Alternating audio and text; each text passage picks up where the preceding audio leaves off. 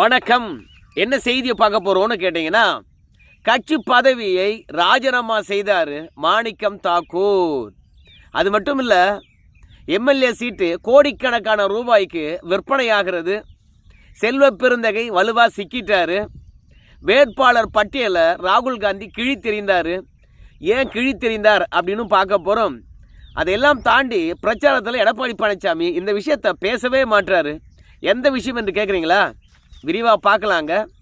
அதையெல்லாம் தாண்டி நம்முடைய விஜய் அவர்களை பொறுத்த வரைக்கும் உள்துறை செயலாளர் அஜய்குமார் பல்லா அவர்களுக்கு கடிதம் எழுதியிருக்கின்றார். அந்த கடிதம் மிகப்பெரிய சர்ச்சையாக இருக்கிறது.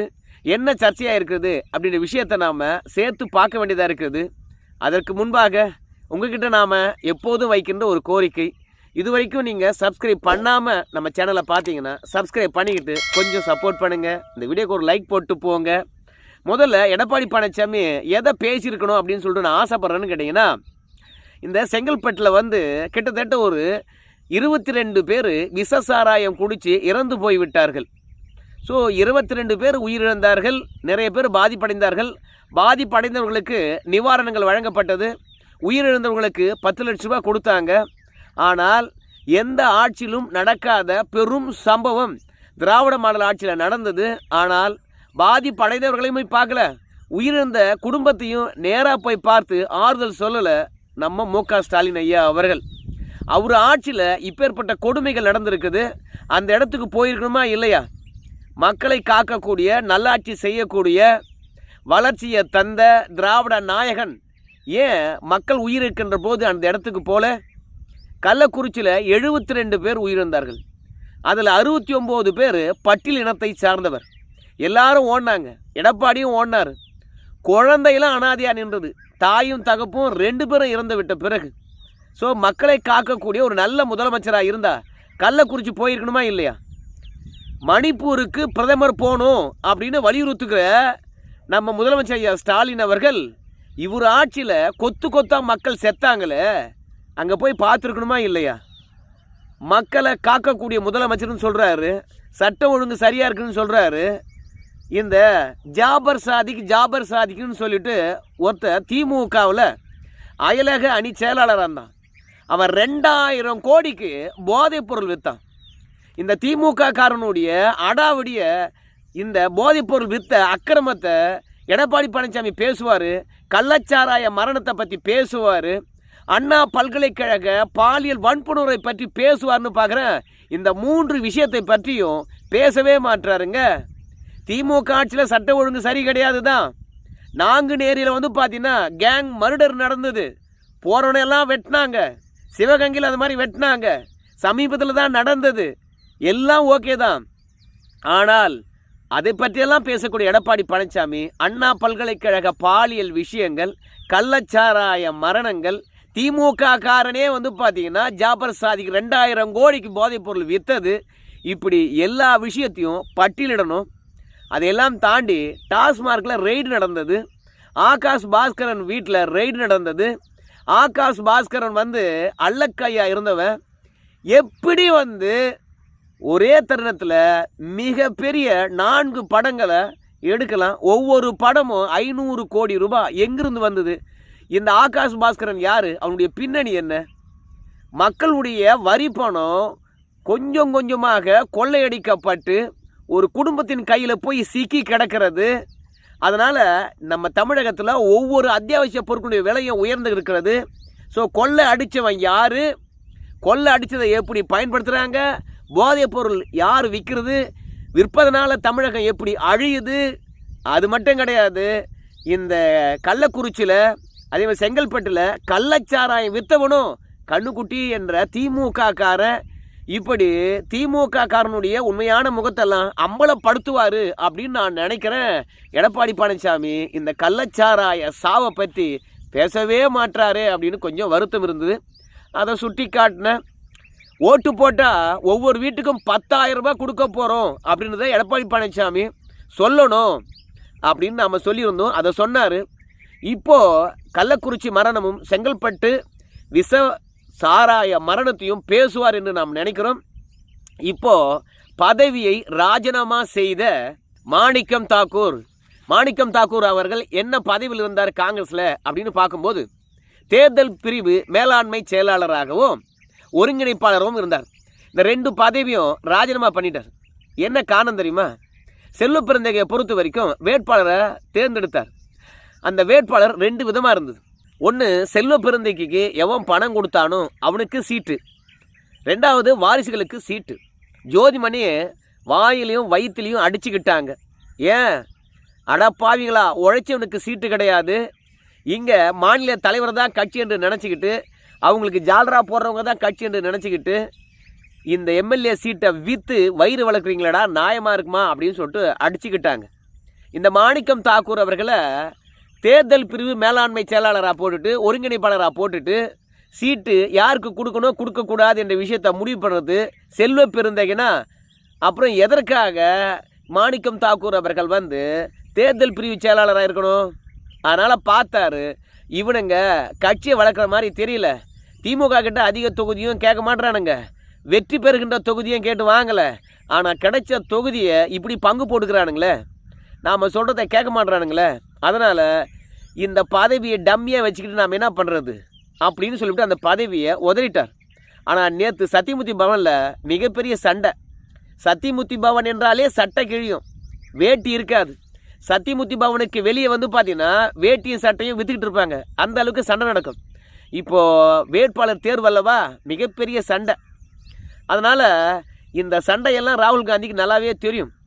ஆனால் செல்வ பெருந்தகைக்கு அசால்ட்டான ஒரு நம்பிக்கை, நாம் ஒரு வேட்பாளரை தேர்ந்தெடுத்து அனுப்பிச்சிட்டோம்னு வச்சுங்களேன், அதையே தான் டிக் அடிப்பாங்க. ஏன்னா நமக்கு அங்கே ஒரு கையால் இருக்கிறாரு.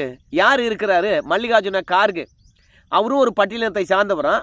நம்முடைய செல்வ பெருந்தகை அவர்களும் ஒரு பட்டியலினத்தை சார்ந்தவரான்.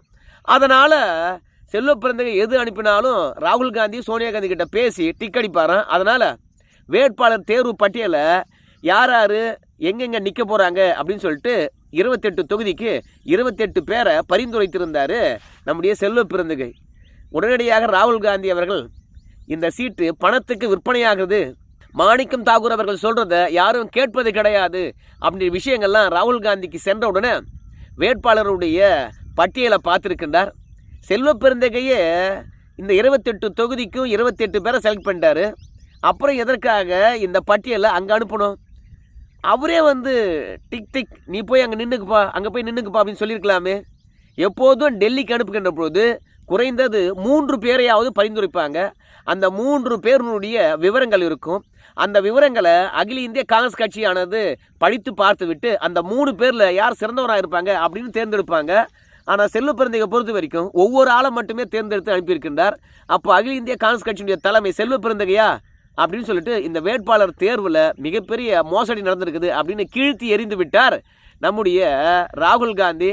அதனால் ராகுல் காந்தியை பொறுத்த வரைக்கும் கூட்டணி வச்சதே அதிருப்தி, வேட்பாளர் தேர்வில் அதிருப்தி, சீட்டை வேலைக்கு விற்றதும் அதிருப்தி. அதனால் செல்வ பெருந்தகை முதல்ல கட்சி விட்டே தூக்கி எட்ட கடாசனம், தலைவர் பதவியில் நீடிப்பதை விட கட்சியில் இருக்கக்கூடாது அப்படின்னு சொல்லிட்டு நினைக்கிறாரு. செல்வ பெருந்தகையும் எப்படா கட்சி விட்டு தூக்குவாங்க, திமுகவில் போய் சேரலாம் அப்படின்னு சொல்லிட்டு இருக்கிறாரு. அதனால தான் காங்கிரஸ் கட்சியினுடைய உண்மையான விசுவாசிகள் காங்கிரஸ் கட்சியை பொறுத்த வரைக்கும் செல்வ பெருந்தகை சுத்தமாக அழிச்சிட்டாரு, சீட்டை விலை பேசிட்டாரு அப்படின்னு சொல்லிட்டு நேற்று முழுவதுமே வந்து செம அடிதடி. அதனால் 6ஆம் தேதி தான் வந்து வேட்புமனு தாக்கல் செய்வதற்கான கடைசி நாள். ஸோ அன்னைக்குள்ளே வேட்பாளர் தேர்வு முடிஞ்சிடணும். ஆனால் செல்வ பெருந்தகையுடைய செயலால் ராகுல் காந்தி வேட்பாளர் தேர்விலே வந்து பார்த்திங்கன்னா மிகப்பெரிய கடுப்பாகி போய்விட்டது காரணத்தால் பிரச்சாரத்துக்கு வரல, ஒன்றும் வரல அப்படின்னு மிகப்பெரிய எதிர்ப்பை இந்த திமுக காங்கிரஸ் கூட்டணிக்கு எதிராக காட்டியிருக்கின்றாரு. அதனால தான் இன்னும் கூட வந்து ராகுல் காந்தி என்னைக்கு தமிழகம் வந்து பிரச்சாரம் பண்ண போகிறார் அப்படின்ற டேட்டை ஒதுக்கவே இல்லை. ஒரு தலைவர்கள் ஒரு பிரச்சாரத்துக்கு வராங்கன்னா 2 வாரத்துக்கு முன்பாகவே சொல்லிடணும், 48 மணி நேரத்துக்குள்ளாகவே வந்து தேர்தல் ஆணையத்துக்கிட்ட வந்து அனுமதி வாங்கிடணும். ஆனால் ராகுல் காந்தியை பொறுத்த வரைக்கும் என்னைக்கு வராரு என்னைக்கு போகிறாருன்னு தெரியல, இன்னும் வேட்பாளரை தேர்வு செய்யவில்லை. அதனால் மாணிக்கம் தாக்கூர் அவர்களை தேர்தல் பிரிவு மேலாண்மை செயலாளர் மற்றும் கட்சியினரை ஒருங்கிணைக்கின்ற குழு தலைவராக போட்டுட்டு செல்வ பெருந்தகை எல்லா முடிவு எடுத்ததுனால இங்கே காங்கிரஸ் கட்சி அழிவை நோக்கி போகுது, அதை காப்பாற்ற முடியாது அப்படின்னு சொல்லிட்டு திமுக காரங்களும் வந்து பார்த்திங்கன்னா நம்முடைய மாணிக்கம் தாக்கூர் அவர்களை வச்சு செய்கிறாங்க.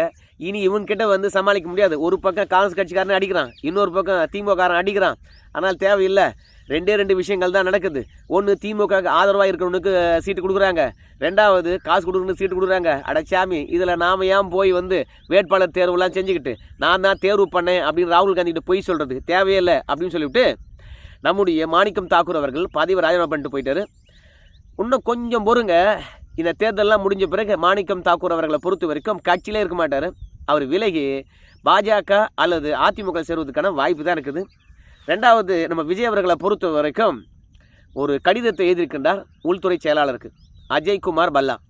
அவர் 2024 வந்து பார்த்திங்கன்னா ஓய்வு பெற்று விட்டார்.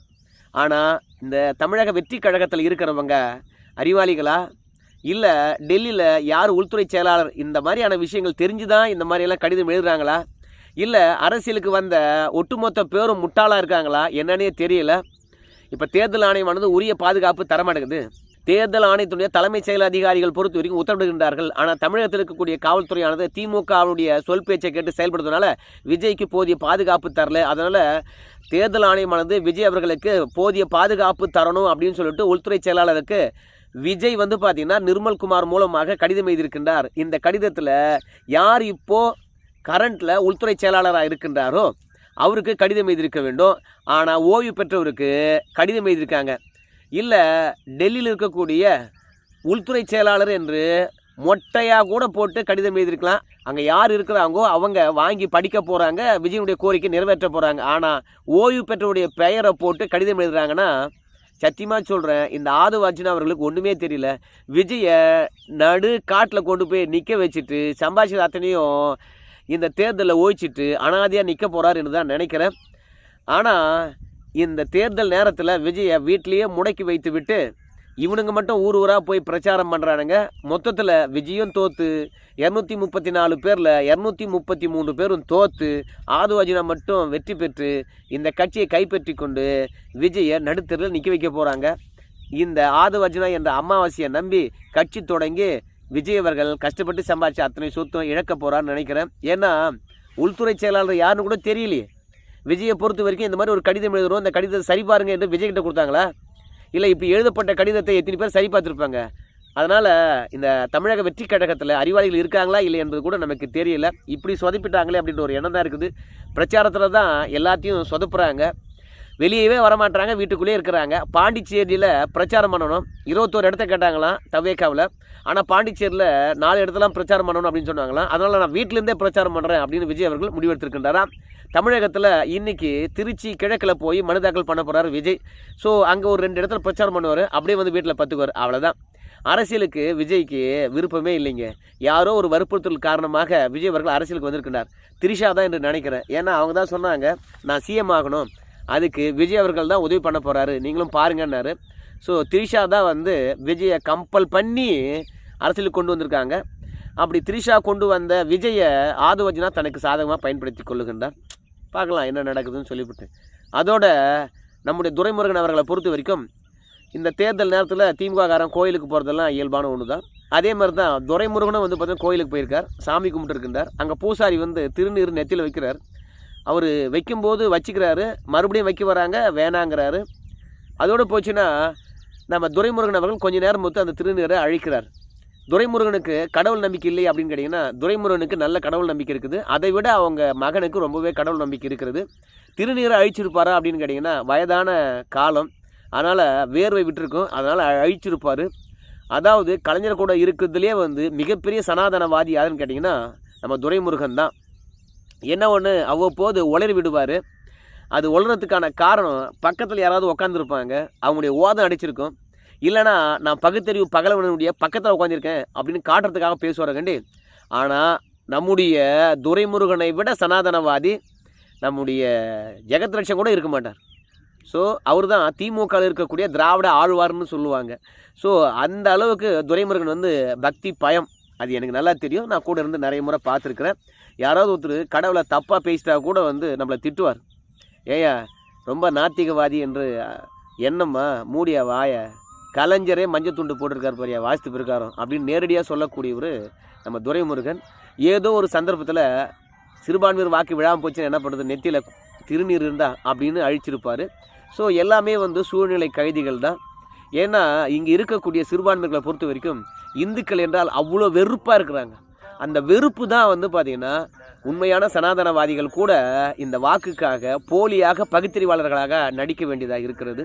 சரி நண்பர்களே, எடப்பாடி பழனிசாமி நேற்று சிவகங்கை மற்றும் புதுக்கோட்டையில் பிரச்சாரத்தில் ஈடுபட்டார். ஸோ அங்கே பல்வேறுபட்ட விமர்சனங்கள் வச்சுருக்கின்றார். அது ஒரு தனி வீடியோவை பார்க்கலாம். ஏன்னா தரமான சம்பவங்களை அந்த பிரச்சாரத்தில் அரங்கேற்றிருக்கின்றார். அவற்றையெல்லாம் தொகுத்து பார்க்கலாம். நன்றி.